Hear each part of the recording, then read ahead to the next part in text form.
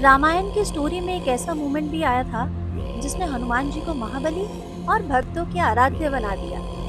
Lanka war के दौरान जब लक्ष्मण जी को शक्तिमान लगा, तब उनकी लाइफ खतरे में पड़ गई थी। वैद्य जी बोले कि अब सिर्फ संजीवनी बूटी ही उन्हें बचा सकती है। ये बहुत ही रेयर औषधि थी जो हिमालय के द्रोणगिरी पर्वत पर ही मिलनी थी। बस फिर क्या था, हनुमान जी तुरंत वहां पहुंच जाते हैं।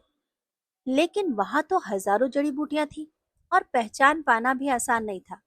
और आज के लोगों के मन में ये सवाल कि लंका से हिमालय हनुमान जी पहुंचे कैसे।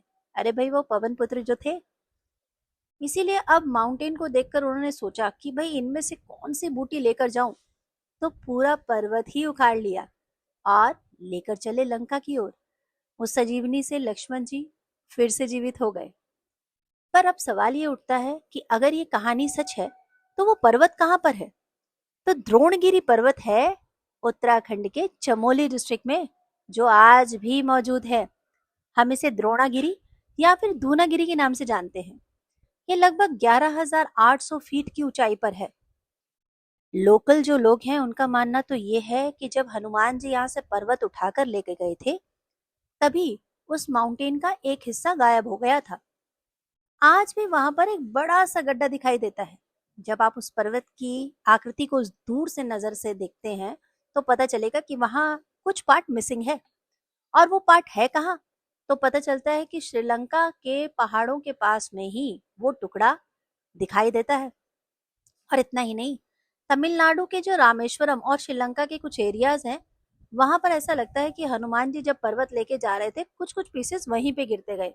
इसी वजह से वहां ऐसे ऐसे हर्ब्स मौजूद हैं जो सिर्फ हिमालय में ही हो सकते थे, और वो वहां पर किसी जलवायु से मैच नहीं करते।